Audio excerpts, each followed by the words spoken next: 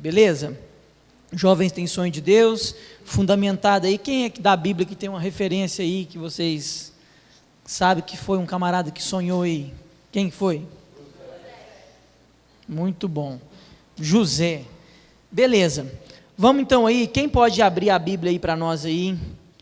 Gênesis 37, e vamos ler aí do 2 até o versículo 5 aí para a gente só dar uma contextualizada. Olha só, essa história ela conta a respeito de um jovem. Quando Deus chama esse jovem, a Bíblia fala que ele tinha 17 anos, e fala que esse menino ele é filho da velhice. Esse menino, ou seja, era um menino mimado, né? José ele era um menino mimado e tudo. O que eu quero comentar dentro de tudo isso é aonde que tem toda uma estrutura por trás familiar, seja ela certa ou seja ela errada, aquilo que o pai dele fez, mimou, a crise que gerou com os irmãos dele, todo esse ponto aí que ele vivenciou, mas ele tinha algo no coração estabelecido, que era o sonho de Deus para a vida dele. E é isso que a gente quer sempre trabalhar aqui com vocês, a respeito de sonho, de propósito, de clareza, independente do tempo que você está vivendo, independente da forma que você foi criado, porque hoje em dia, queridos, nós colocamos muito a responsabilidade, talvez na situação que você viveu, talvez no desajuste familiar, talvez uma complicação dentro da família, um conflito, alguma coisa dentro desse sentido. Eu trabalho com adolescentes, na verdade, né? E muitos deles com conflito com a lei. A gente desenvolve um projeto e tem uma conversa lá às vezes até com eles e que tudo, porque por causa de uma desestrutura familiar, por causa de uma desestrutura cheia de um monte de coisa, esse menino agora ele responde conforme isso foi colocado. E isso é verdade, não tem como a gente correr disso. Não tem como a gente correr disso, mas na verdade tem uma solução para tudo isso. Jesus Cristo, ele é o ponto final de solução para qualquer circunstância que você venha viver aqui nessa terra. Porque senão, a palavra de Deus ela vai ficar muito incoerente, como se Deus não soubesse da sua história, como se Deus não soubesse da sua realidade. Já viu aquele negócio? Eu não tenho culpa, eu não pedi para nascer, aquela coisa, aqueles questionamentos que às vezes passam na cabeça de muita gente, por causa da circunstância, da situação, devido à falta de identidade que essa pessoa tenha, ela começa agora a responder conforme aquilo que foi colocado para ela. E se tem uma característica hoje na nossa geração, essa geração hoje é uma geração que responde muito conforme a forma que ela foi criada, a condição do entretenimento, do país. O Adriano falou muito bem sobre tudo isso. E aqui eu não quero desprezar e desvalorizar esse histórico, porque isso é fato, isso é verdade. Mas eu também não quero parar por aí, porque sempre há uma solução, sempre há uma resposta, porque nós estamos trabalhando a respeito da relevância, estamos trabalhando dentro a respeito de ser uma resposta para essa geração. Tem muita gente que fala o seguinte: olha, eu não consigo ser resposta para essa geração, porque os espaços que eu frequentei, a forma que eu fui criado, isso me tolhiu, isso não me deu espaço, então eu não consegui ser essa pessoa que às vezes a sociedade cobra, as pessoas colocam, enfim. Vamos partir dentro de um ponto do público lá que eu trabalho lá. Eu trabalho às vezes ali com adolescente que, pela circunstância da vida, hoje está envolvido com drogas, está envolvido em questão de roubo e coloca um monte de coisa. E às vezes outro lugar que eu vou pregar, que eu vou falar, as pessoas sempre falam que esses meninos, taxam esses meninos como vagabundo, isso é um picareta, isso não vale nada, e esquece esse contexto histórico por trás de tudo isso. Esquece um contexto histórico por trás de tudo isso. José, antes dele poder revelar, falar, ele também foi consequência de uma criação. Você vai entender lá na frente que a crise relacional que ele teve com seus irmãos foi fruto de uma criação, de escolha do pai dele. Então o pai dele achava ele melhorzinho, mais bonitinho, mais mimado e tal. Isso não acontece na casa de ninguém, né? Isso nunca aconteceu, isso aí eu sei que todo mundo aqui é resolvido e tudo, mas aconteceu na vida desse menino ali. Quero dar um exemplo para vocês. Eu sou formado em publicidade e propaganda, montei uma agência, trabalhei, atendi muito na época a Brasil Telecom, hoje é Oi, mas na época era Brasil Telecom. Então, sempre morei de aluguel, mas morei num lugar bom, bacana e tal, porque tinha que ter uma agência, um lugar mais apresentável para poder receber o cliente e tudo mais. Chegou um momento na minha vida que eu falei, não, eu preciso comprar uma casa. E aí, como a gente não tem condição de comprar num lugar muito central, a gente não veio, assim, de uma situação financeira que o papai podia comprar uma casa, aquela coisa toda, papapá. Eu comprei uma casa num bairro mais afastado e tudo, na época era rua de chão, aquela coisa toda. E aí eu percebi a vulnerabilidade lá no meu bairro. Uma meninada nova, aonde estava envolvido com droga, menina envolvida na prostituição infantil, aquela coisa e tudo.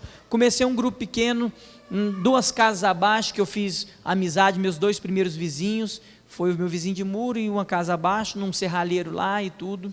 Inclusive hoje lá é um ponto de droga. E aí fizemos amizade, começamos um grupo pequeno e tal, e comecei a trabalhar lá nesse projeto, montamos um projeto chamado Associação Vida Abundante, e aí a gente começou a fazer um trabalho, recebemos um recado carinhoso de um policial afastado da Rotam, que ele é traficante muito forte na região, ele distribui a droga lá e tal. Então ele mandou um recadinho para a gente, para que a gente não competisse com ele, aquela coisa toda, e foi uma opressão muito grande na minha família. O pessoal ficou muito preocupado, você não precisa passar por tudo isso, você tem 2 filhos novos, tem uma esposa, aquela coisa toda, mas a gente entendia que Deus tinha levado a gente para aquele lugar, para fazer um trabalho, e quando a gente está debaixo de um sonho, de propósito de Deus, as coisas acontecem, vêm, mas você está firmado naquilo ali, enfim. Então, antes de eu pegar essa realidade, a gente sempre é fácil questionar, é fácil julgar a vida do outro e colocar como se essa questão fosse uma questão simplesmente, esse menino é um vagabundo e tudo. Aí eu comecei a perceber a história de vida de uma pessoa igual que vive nessa situação. Geralmente é uma mãe solteira, certo?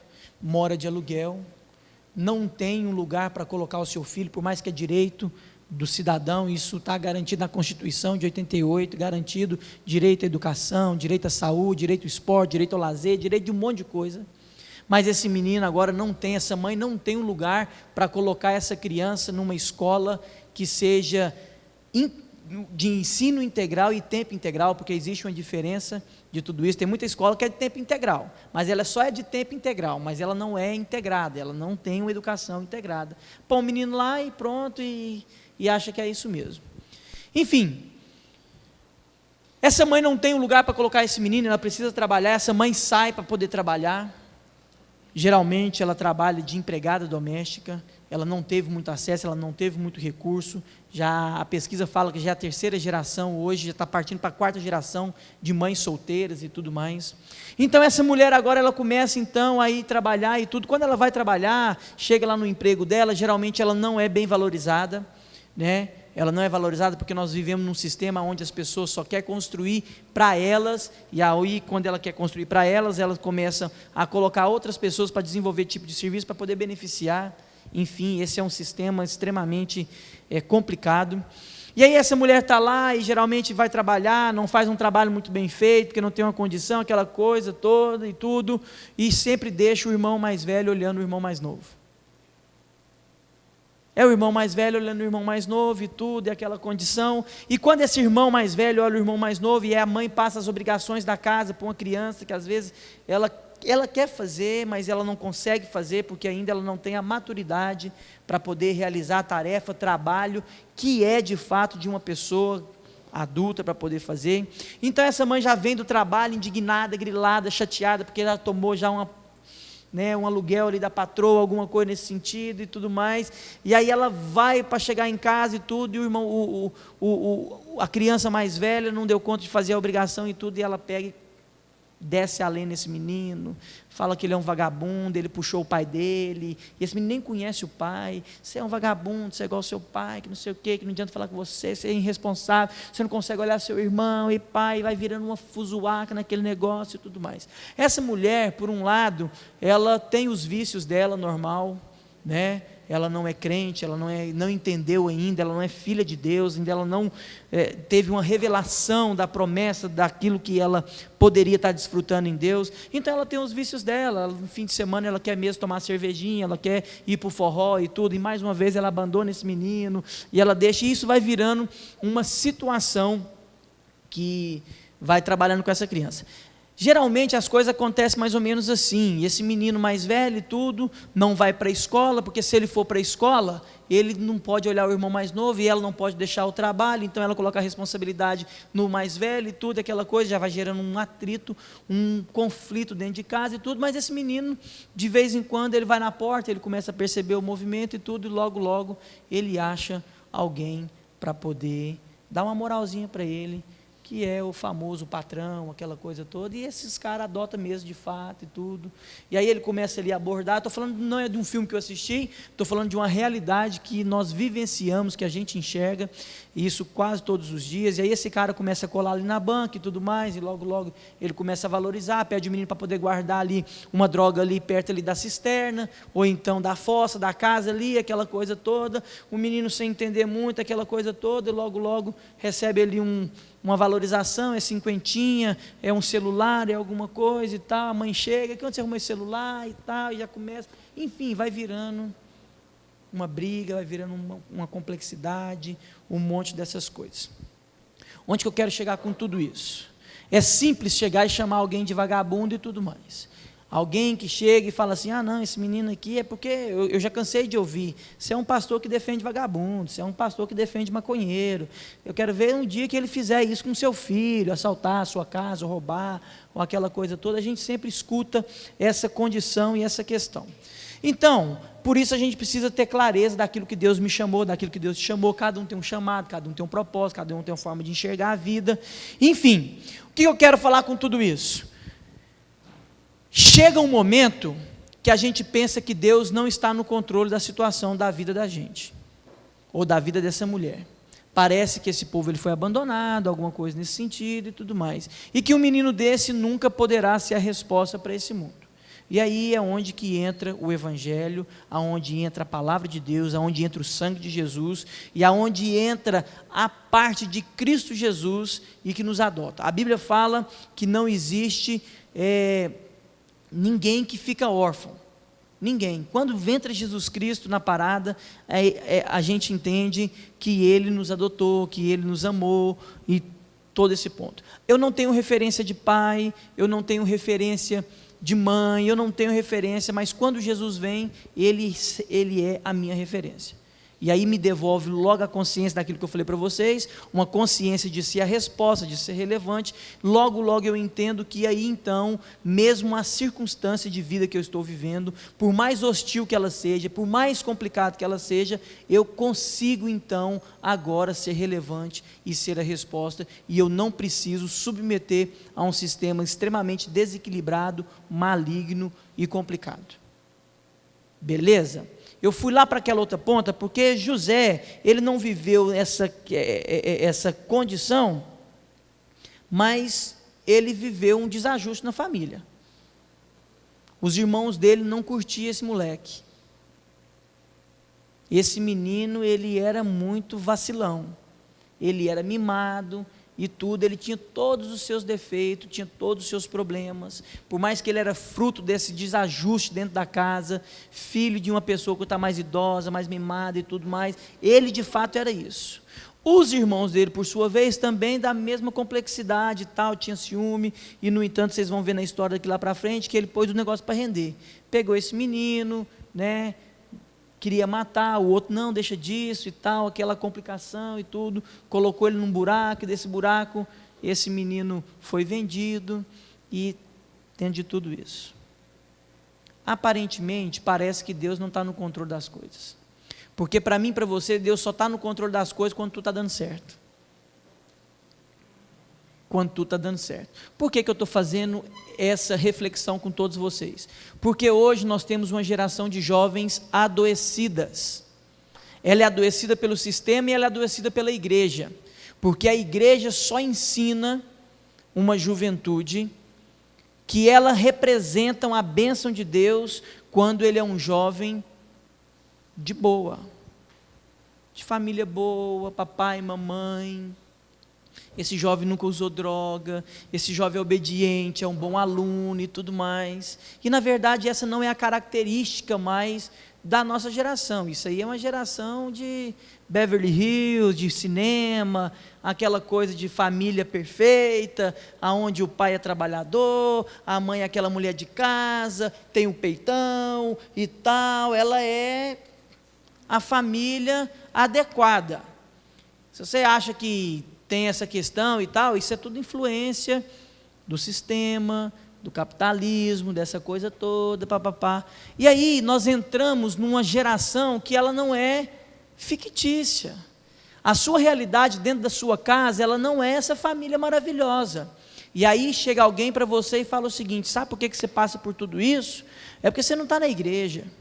Você precisa ir para a igreja, porque se você for para a igreja e você começar agora a ler a Bíblia, começar a frequentar os cultos, você começar agora a orar, jejuar e tal, e aí então Deus vai resolver a sua situação. Na verdade, o que nos ensina a fazer sempre foi uma condição de barganha, de troca.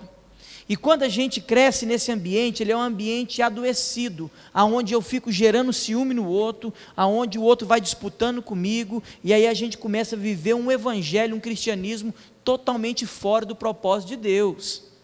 E aí onde começa a ter algumas canções, algumas músicas, que falam a respeito mais da nossa vitória, do que seja da vitória de Deus. E aí é uma geração que não consegue agora, por sua vez, perdoar alguém naquilo que é complexo. E aqui eu quero dar um exemplo. Talvez você perdoar alguém que falou mal de você, com todo o seu orgulho, você tem dificuldade, mas você perdoa. Mas às vezes você perdoar um pai que te abusou quando você era criança. Como é que é isso? Então é essa geração que a gente conversa, que a gente trabalha, que a gente vivencia.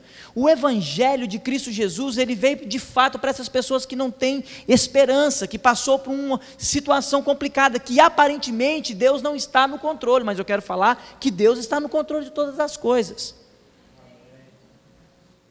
Por isso hoje essa geração é uma geração superficial, uma geração do entretenimento, é uma geração que só consegue fazer as coisas fundamentado na troca e na barganha. Se você fizer, você ganha.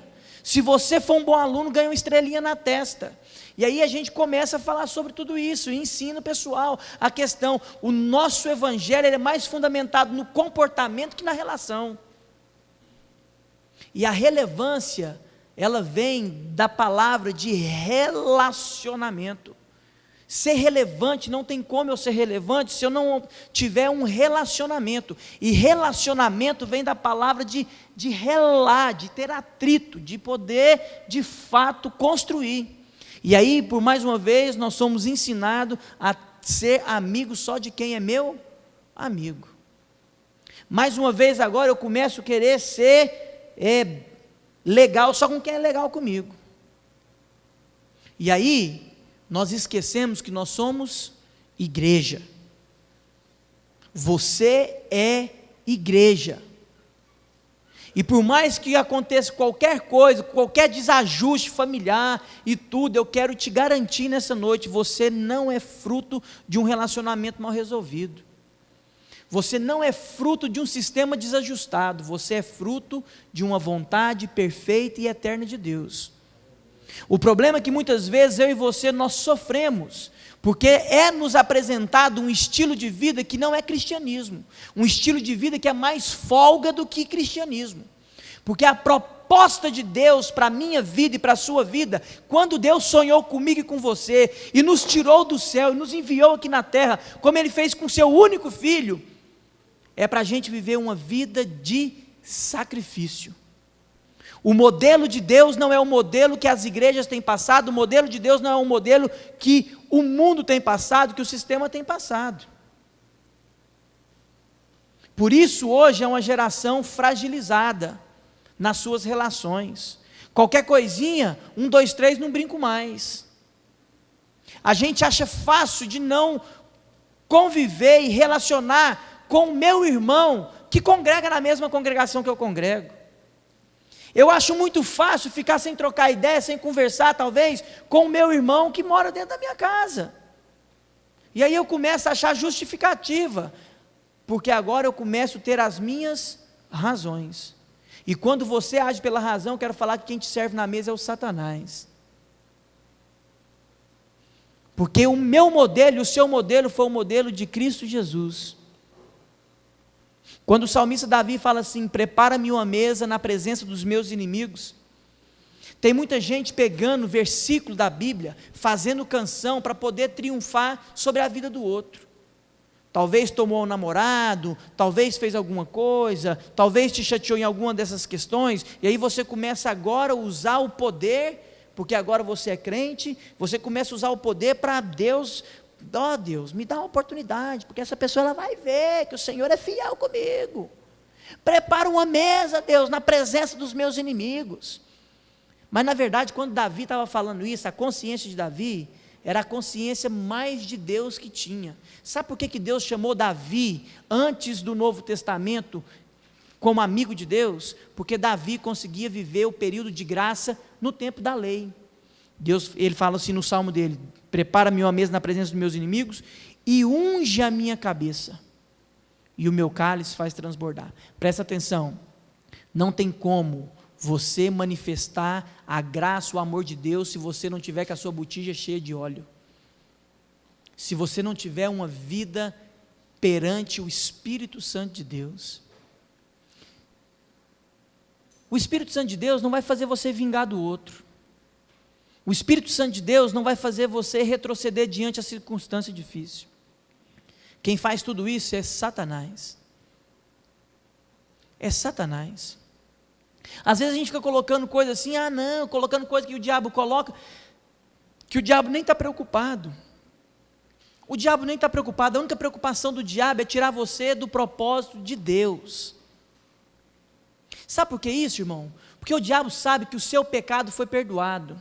Sabe por que ele morre de raiva e de ódio de mim e de você? Porque ele não teve outra chance. Ele era o anjo de luz, ele tinha tudo, mas ele caiu. Sabe qual é a indignação dele? É porque eu e você, nós pecamos, e sempre o Senhor nos deu outra chance, porque é o sangue de Cristo Jesus que está sobre a minha vida e sobre a sua vida. Agora isso não me dá o direito de ficar usando isso como um cartão de crédito, de qualquer jeito. Não, isso não, a pessoa, você não entendeu isso. E a proposta que Deus tem chamado uma nova geração hoje, para ser uma geração de fato, a geração que ama. Que tipo de amor? Um amor sem interesse. Nós somos confundidos. Você só ama quando há um retorno. E eu quero falar que isso não é evangelho. O amor que eu e você fomos gerados é um amor incondicional. Que história é essa? Mas esse amor é só para Deus, eu não dou conta. Ou então quem que é mentiroso? É Deus ou é a gente? Porque a Bíblia me garante, lá em João, antes dele ir embora, antes dele fazer tudo, ele veio aqui, ele saiu do céu para ser o meu modelo, para ser o seu modelo, para ser o fiel da balança, para mostrar tudo que tinha que fazer. E aí ele falou o seguinte, falou: olha, eu estou indo embora, mas não vou deixar ninguém sozinho na chapada, eu vou deixar o meu Espírito, o Espírito Santo, o Consolador, aquele que lembra, aquele que consola, aquele que dá esperança. Vocês não vão ficar só, e ainda tem alguma coisa a mais. Eu estou indo para o Pai preparar a morada. Se isso não fosse verdade, eu não teria dito isso para vocês. Vocês não vão ficar sozinhos, mas vocês vão fazer coisas maiores que eu faço.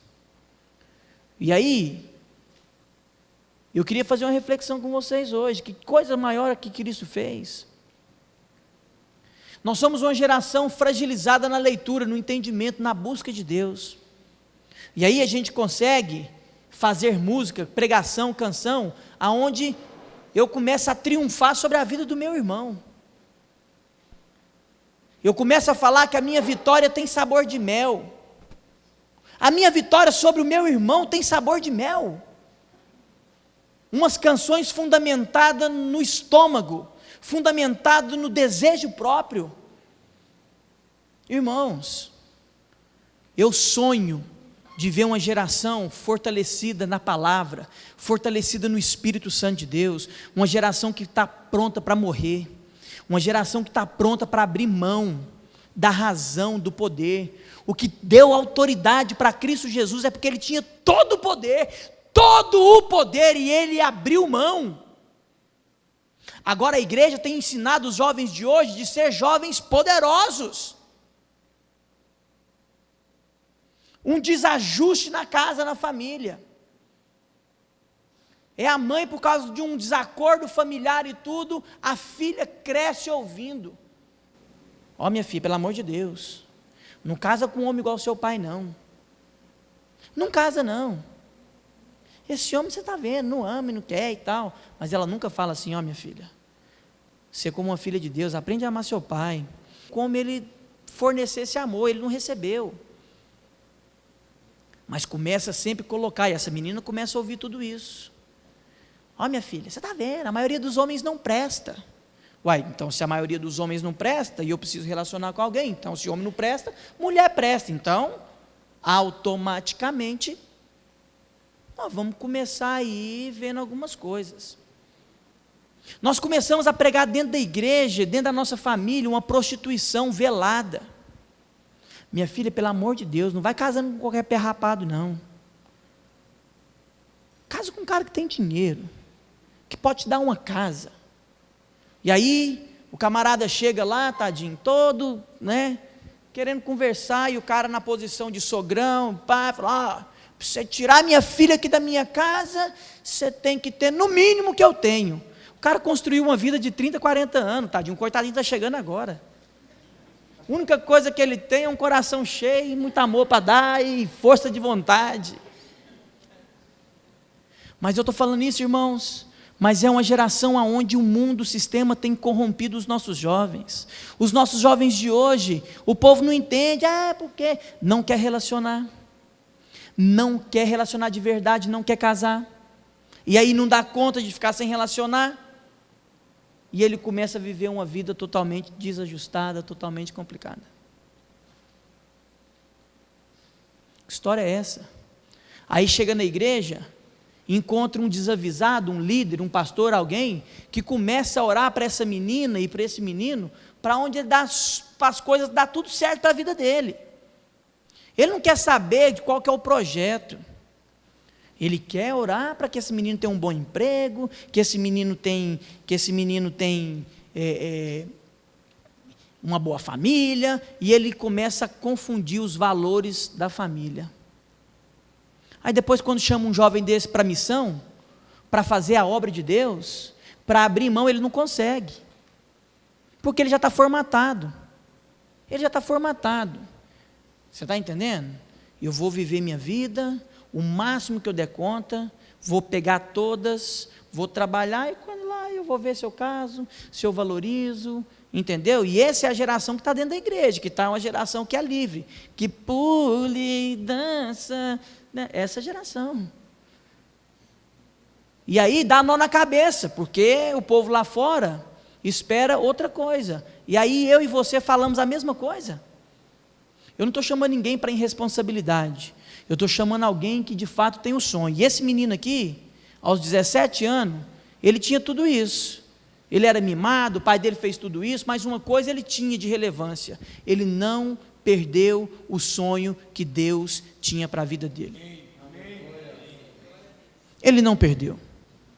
Os irmãos dele pegou ele, colocou num buraco, falou: nós vamos matar esse menino aqui, esse menino é xarope demais, mimado, enjoado. Não mata ele não, vamos vender. E aí a gente fala uma mentira lá para o meu pai e tal, papapá. Esse menino é vendido, saiu da casa dele, é vendido. Aonde que tem Deus nisso, irmão? Parece que a gente não consegue enxergar, mas existe um plano eterno.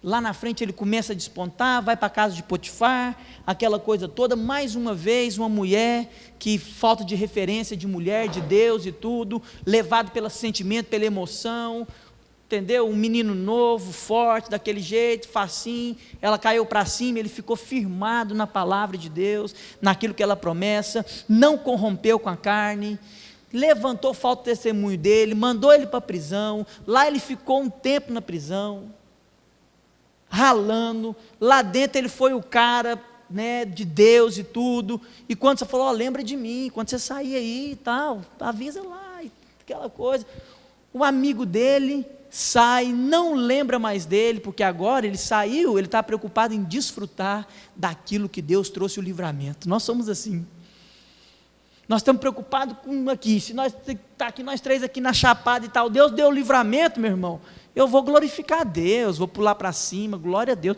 eu esqueci de vocês, porque agora Deus está comigo, agora eu tenho poder, eu sou santo, agora eu falo com o Pai, aqui eu e ele aqui é chegado, é juntinho, e aí eu começo a fazer dessas coisas para as pessoas lá fora, sabe por que eu tenho casa, sabe por que eu tenho carro, sabe por que eu tenho isso, sabe por quê? Porque eu sou amigo de Deus e tudo, como que se Deus preocupasse com essas coisas, e Deus está procurando adoradores que adorem em espírito e verdade, Deus está procurando jovens que não têm medo da morte, Deus está procurando jovens prontos para responder o chamado e ser relevante, Deus está chamando homens e mulheres corajosos ao ponto de não corromper com esse sistema maligno, Deus está chamando você para ser a resposta, Deus está chamando você para tomar um tapa na face e virar outra face, não no sentido bobo da história, bate aqui, não, agora bate do outro lado, não, quando você tomar um tapa na cara, em qualquer sentido que seja, vira outra face, a face de Cristo, porque não é a minha, é a face de Cristo. Qual é a face que você tem dado para essa geração, que tem colocado você num buraco, que tem colocado, vendido seus sonhos, que tem feito tudo, qual é a face que você tem dado? É orado e jejuado para Deus fazer vingança por você? Para você poder cantar depois, a minha vitória tem sabor de mel? Que vitória é essa? A vitória que tem sabor de mel é aquela que você abre mão em favor do outro, é aquela que você perdoa aquele que não merece perdão, e para fazer isso você precisa estar cheio do Espírito Santo de Deus. Quando você não o faz, é porque você está cheio de você, e você não está cheio dos sonhos de Deus para a sua vida. Eu sonho com uma geração assim, focada, uma geração que de fato expressa o amor de Cristo Jesus. Nós vamos pirocar a cabeça desse povo aí fora, é quando a gente começar a perdoar de fato, perdoar aquele que de fato, quantas mulheres de Deus não perdoam, quantos homens de Deus não perdoam, não estou falando desse perdãozinho de bobinha, 1, 2, 3, não brinco mais, como é que nós vamos fazer? Jesus não tinha isso não, irmão. Jesus, quando ele pegou aquela prostituta, naquela situação lá, que os religiosos chegou, não levou o cara, levou só a prostituta, uma cultura machista. Quem era ruim da situação não era só a mulher não, era o cara, que muitas vezes tem família, e envolve com a outra mulher, e depois ele sai fora, colocando só ela como ela é vagabunda.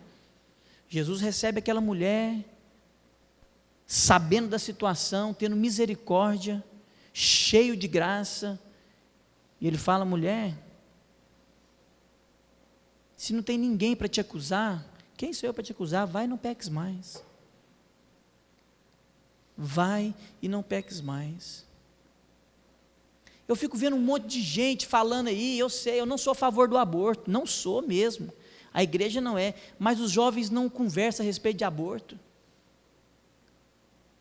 Quantas meninas fizeram aborto porque ficou grávida do pastor, porque ficou grávida do obreiro, ficou grávida do patrão que é crente?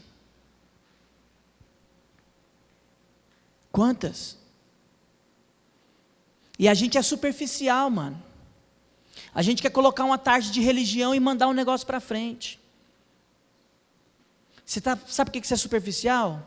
Porque nós estamos brigando pelos nossos sonhos e usando Deus para realizar todos eles, e aí eu poder triunfar sobre os meus irmãos.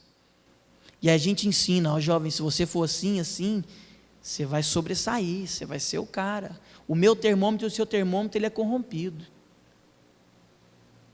E eu sonho com uma geração. Eu sonho com uma geração que vai revelar o amor de Cristo Jesus, o poder de Deus através do amor. Você quer ser relevante? Você não precisa ter medo da relação. Não ter medo da relação é eu empenhar uma palavra com você e ir até o fim. Estando ruim ou estando bom, eu estou comprometido com você. Nós vamos até o fim. Até o fim. Eu vou te amar até o fim. Agora hoje não. O Adriano falou aqui de uma estatística, a pessoa casa. Nunca houve tanto casamento. Nunca houve tanto. Sabe por quê? Porque o povo gosta da festa. O povo gosta da resenha. O povo gosta de olhar vestido, de ver qual que é o bolo. O povo gosta de fazer uma festa para impressionar a vizinha. É isso. E aí ele começa a orar, fazer campanha na igreja, porque ele quer fazer. Nossa, você viu o casamento da irmã? Deus abençoou demais. Você precisa de ver. Mas deixa a confeiteira do bolo errar o bolo para você ver, meu irmão. Você quer fulminar ela em oração. Essa mulher não vale nada. Você queima ela para a cidade inteira. Porque você é uma pessoa cheia do Espírito, você é cheio de Deus. Você tem o sonho de Deus na sua vida. Rapaz, se esse menino aqui, de fato fizesse isso, o que seria daquela geração? Deus já estava vendo lá na frente, que ia haver seca, não ia haver comida, eles tinham que ir para o Egito. Esse menino ele foi para o Egito representa na Bíblia o mundo. Nós temos medo de enviar os nossos jovens para o mundo, para o Egito. Jovem, não vai para o Egito não. O Egito é complicado, é difícil. Então você vai para onde, criatura? Você vai revelar Cristo aonde? É dentro da igreja? É dentro da igreja? Você vai falar de amor, perdão aonde? Agora nós temos medo de mandar nossos jovens, sabe por quê? Porque a gente sabe que os nossos jovens, eles modelam no mundo. Sabe que o cara vai para a faculdade, antes de eu ir para a faculdade, muito tempo atrás, falou, ó, cuidado, você que é crente na faculdade, lá o negócio é difícil. Ninguém fala assim, meu irmão, nós queremos te enviar lá para a faculdade, vem cá, vamos orar para o irmão aqui, quero orar aqui para esse futuro médico, esse futuro engenheiro, esse futuro, o cara vai fazer missões, eu quero orar por ele aqui. Nós temos medo, a gente tem medo, as mães têm medo. As mães esquecem que filho é presente de Deus. A Bíblia fala que filho, nós temos que lançar ele, como tira a flecha da aljava e lança esse menino. Ninguém quer lançar, é uns meninos de 30, 40 anos, está com o papai e com a mamãe. É o filho de Jacó lá, ó. É o filhinho do papai mais velho. O menino fala, 16 anos, mãe, beleza, quero casar. Você está louco, menino? Você está novo demais. Você quer casar por quê? Deixa eu falar um negócio para você. E aí depois quer conversar com esse menino, ir no gabinete lá do pastor, que esse menino, meu filho está transando com a namorada, mas é claro que vai transar mesmo, mas chegou o tempo. Ou você acha que ele vai ficar de boa? Conversa, rapaz, conversa. Vou falar uma coisa aqui, talvez eu vou nem ser chamado para pregar nesse lugar mais nunca, mas nós somos uma geração que vela as coisas. É uma liderança que fala, ó, você do louvor, você não pode transar antes do casamento, mas permite o cara namorar 7, 8 anos. Deixa Deus falar no seu coração. Estou sendo uma voz profética nesse lugar, nessa noite. Deixa Deus falar no seu coração. Vamos parar de mentira, de máscara nesse lugar. Como é que a gente quer que o óleo de Deus desce? Como é que a gente quer ser relevante, resposta para um lugar? Esse povo não quer religião, esse povo quer vida de Deus. Pegar um menino desse aqui, encarar ele como homem a partir dos 12 anos de idade. Ser preparado, mestre, você é homem, a partir dos 12 anos. É o estatuto da criança e do adolescente, 12 anos, a Bíblia já falava disso. Você é homem. E trata esse menino como um homem de Deus. Mas não tem medo não. Mas nosso negócio é proteger, é pôr na redoma. E quanto mais a gente protege, mais a gente perde. Quanto mais a gente tem medo, mais a meninada está entrando nas drogas, mais a meninada está trocando o pé pelas mãos, mais a meninada está fazendo nudes, mais a meninada está no Snapchat, irmãzinha da igreja fazendo foto pelada e pum, mandando para o outro, e está virando aí o negócio assim, e a igreja está fechando os olhos. Que bênção, que gracinha, que menino que toca bem, que menino que canta bem.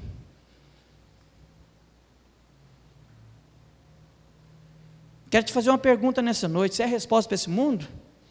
Fazendo o que eles fazem, se brincar pior um pouco? Porque você sabe da verdade. Você é a resposta? Você é relevante? Você está pronto para um relacionamento? Ou você está trocando de namorado e de esposa igual você troca de celular? Ou você usa o poder? Como é que você faz isso? Você ensina seu filho a empenhar uma palavra para uma pessoa, independente da condição financeira dela, falar: meu filho, você vai honrar essa mulher, ou você vai honrar esse homem, fazer ele enxergar o amor de Cristo Jesus através da sua vida. E o recurso, quem dá é Deus, quem cuida da sua casa é Deus, porque quando você começa a pensar que é a força do seu braço, você já era, você já perdeu a batalha, velho. E aí fica essa geração, colocando limite para Deus, começando a colocar Deus para trabalhar para você, e Deus não trabalha para você não.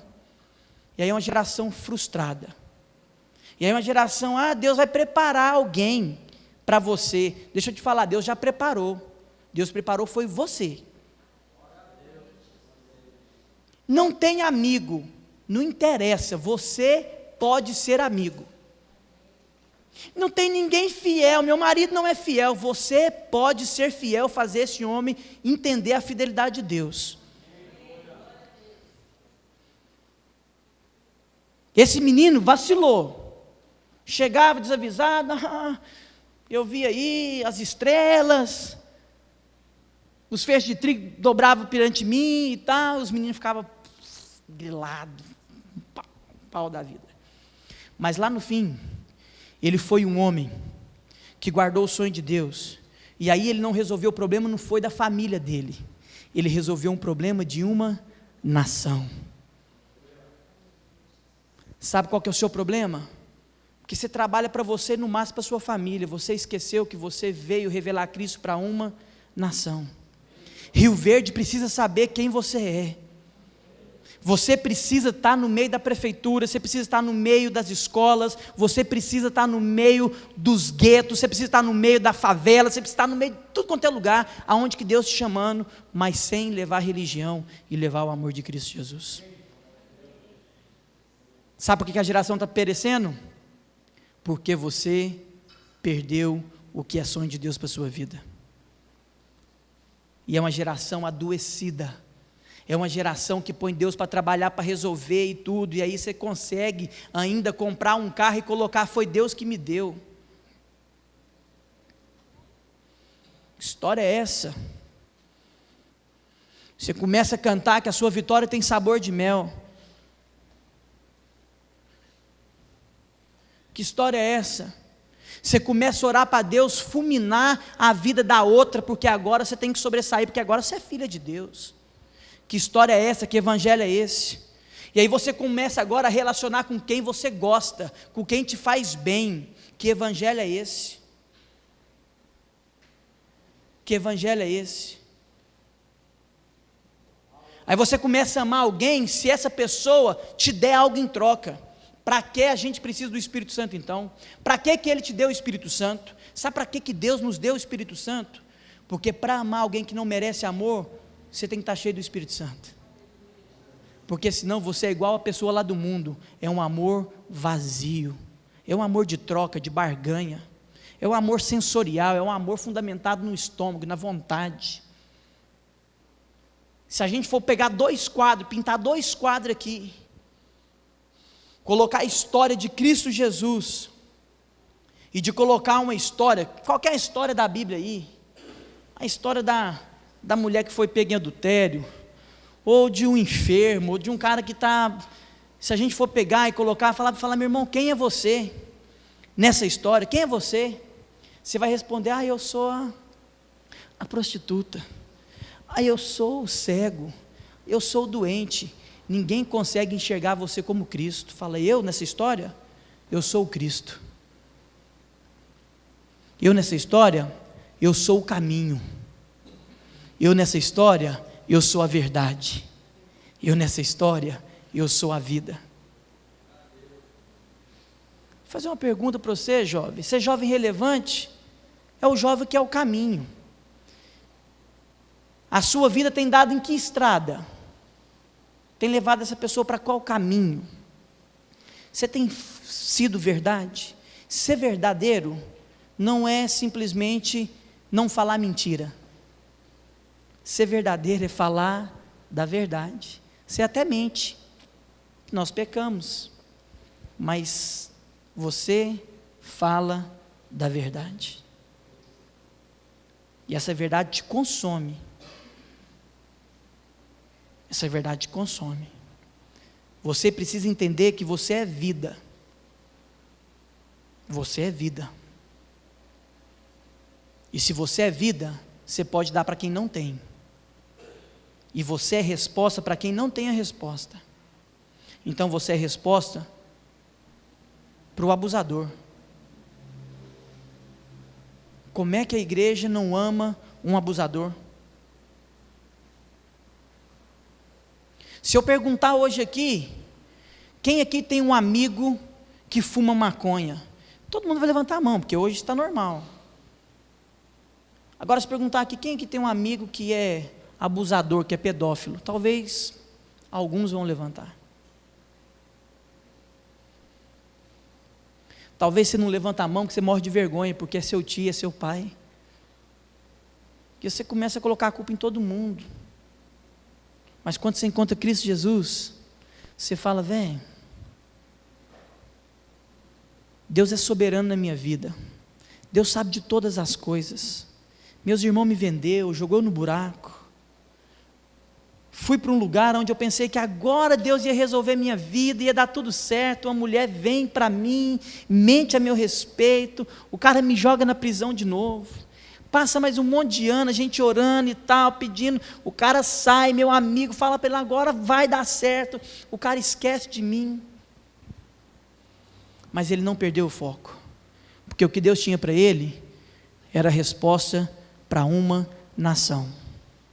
Ele conseguiu ser homem de Deus no Egito, ele conseguiu ser homem de Deus na corrupção, ele conseguiu ser homem de Deus na pornografia, ele conseguiu ser homem de Deus aonde não havia fidelidade, ele conseguiu ser homem de Deus,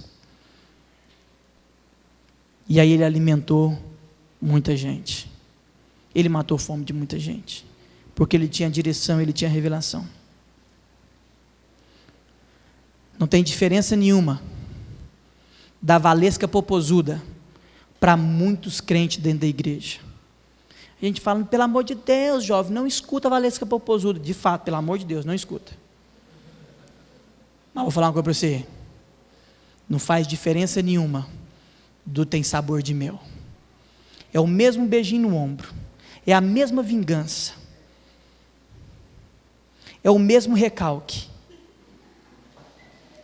Tem gente dentro da igreja usando Deus e dando beijinho no ombro para o irmão. Vai vendo aí minha vitória, fera. Vai vendo aí a minha intimidade com Deus. Vai vendo. Beijinho no ombro para você, vai vendo. A minha salvação é individual. Estou indo para o céu. Você não quer? Não, vai ficando. É um evangelho do Satanás. Um evangelho que não inclui as pessoas. Um evangelho que não ama. Não ama. Quem precisa estar aqui dentro, não está, porque nos incomoda, dá trabalho. Mas Deus chamou eu e você para ser trabalhadores. Já passei do meu tempo aqui. Ponto 4. Jovem é trabalhador. O trabalho que dignifica o homem. Presta atenção. Trabalhar.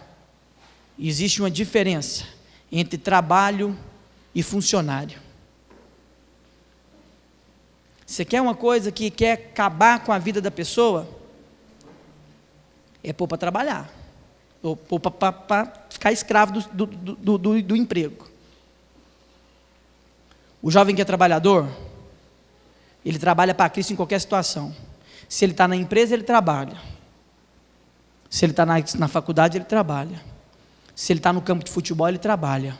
Porque ele entendeu que ele é um trabalhador. Deus chamou ele para trabalhar. E não tem tempo para folgar. A minha folga e a sua é no céu.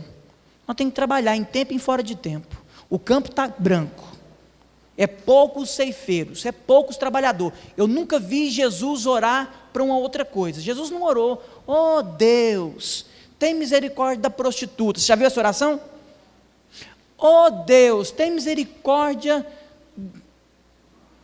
do pobre. Você já viu Deus fazendo essa oração? A única oração que eu vi Deus fazendo, falando assim: Deus, eu rogo ao Senhor que envie trabalhadores. Porque a única forma de revelar o seu amor é porque eu tenho uma galerinha lá em Rio Verde que a moçada trabalha. A moçada lá trabalha em tempo e em fora de tempo. O faraózão quer meter eles para trabalhar só para eles. O faraózão quer pôr serviço para fazer tijolo, assim tira o relacionamento deles com Deus, e eles ficam envolvidos só na facu, só no trabalho, agora é uma pós-graduação, agora é outra coisa. Não sou contra nada disso. Agora é uma casa, não, agora tem que ser 2, é 3, porque a minha aposentadoria é meu pé de meia. A sua aposentadoria, meu irmão, é o amor de Cristo Jesus. Quem sustenta na sua casa é Deus. E Ele manda a gente aprender esse negócio aí, é com um passarinho. Que história é essa? Que quem põe a comida na sua casa é o seu trabalho? Que história é essa? O trabalhador tem a consciência de que quem cuida na casa dele é Deus. Agora o funcionário, ele só trabalha por dinheiro, e é tão forte, que deixa o patrão dele pisar na bola, que ele leva na justiça. Mano, é direito meu, e esse eu não abro mão. Eu sou crente, mas não sou bobo. E aí eu não sei, né, velho? Aí eu não sei. Se alguém aqui tem que sofrer o dano, que seja eu. Jesus falou o seguinte: beleza? Está todo mundo perdido, separado, complicado? Pai, o dano quem vai sofrer então é eu. Vou lá pagar. Vou pagar. Presta atenção, é uma geração que não quer sofrer o dano, é uma geração que só quer o benefício. Essa geração, ela não influencia nem seu vizinho. Agora Deus chamou você para influenciar Rio Verde, influenciar o estado de Goiás, influenciar o mundo. Tem jovens aqui que pode cruzar as fronteiras. Tem jovem aqui que pode fazer tantas coisas. Vou dar um testemunhozinho rápido para me finalizar. Fiquei 30 dias nos Estados Unidos, pela Embaixada dos Estados Unidos. Eles têm um projeto onde eles buscam lideranças no Brasil. Meu nome foi indicado pelo trabalho que a gente faz de relevância no município e dessas coisas todas. Nem imaginava, foi 5 entrevistas lá em Brasília e tal, era uma seleção, eram jovens do Brasil inteiro. Queridos, mas eu não tive nem um dia falando assim: Deus, sou teu filho, pastor, eu oro, abre essas portas para mim. Deus, se tem alguém que merece ir para os Estados Unidos, sou eu. Eu não fiz essa oração, meu irmão. Eu não estava preocupado com isso. Quando eles iam me entrevistar, eu falava daquilo que eu fazia, do fortalecimento do vínculo da família. É a oportunidade para um jovem que está perdido na sua direção, através da arte, da cultura, através do amor de Cristo Jesus, amar, de fazer.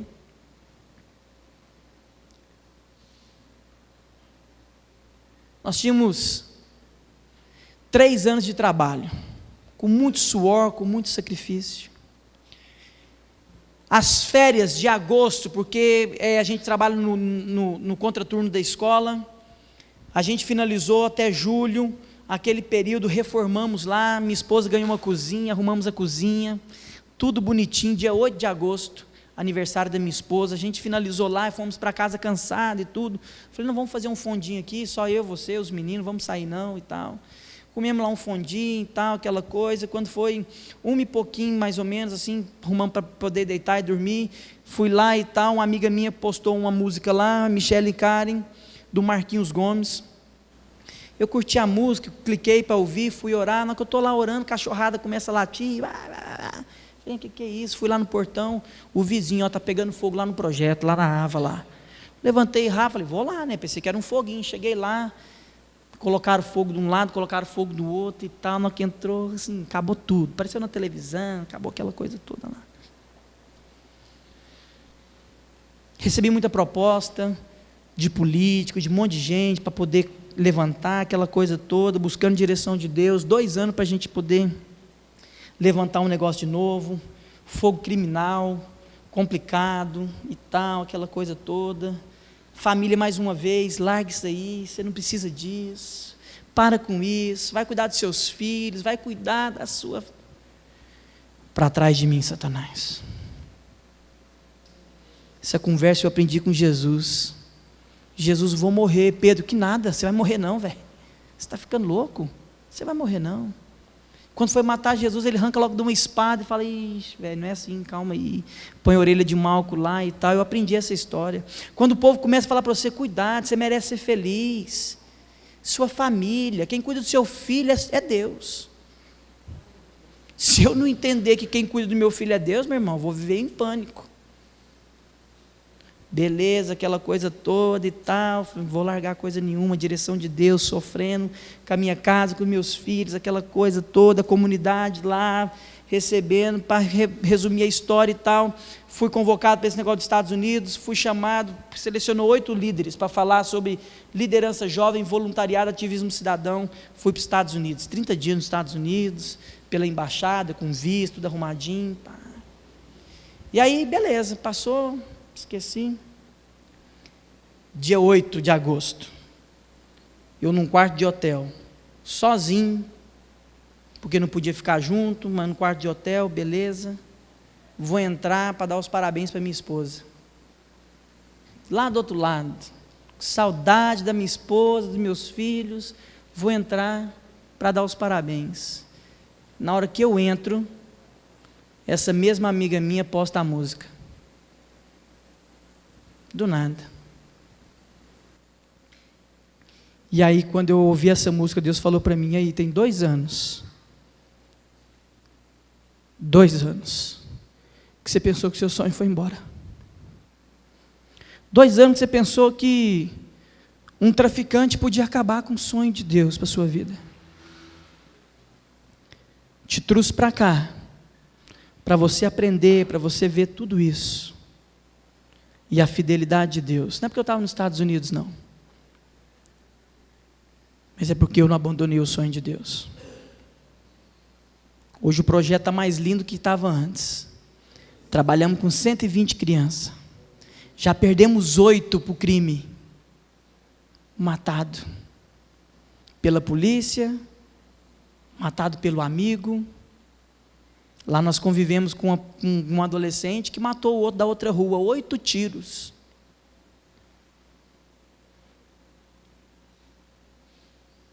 Mas estamos lá sendo a referência para esse bandido, para esse vagabundo, para esse maconheiro. Estamos lá.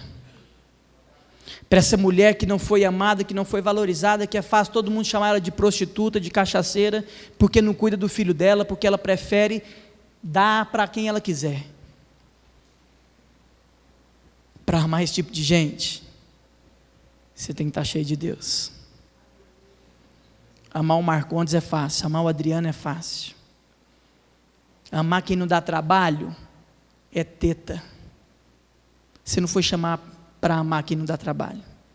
Você foi chamado para amar aquele que não merece ser amado. Eu queria que você fechasse seus olhos.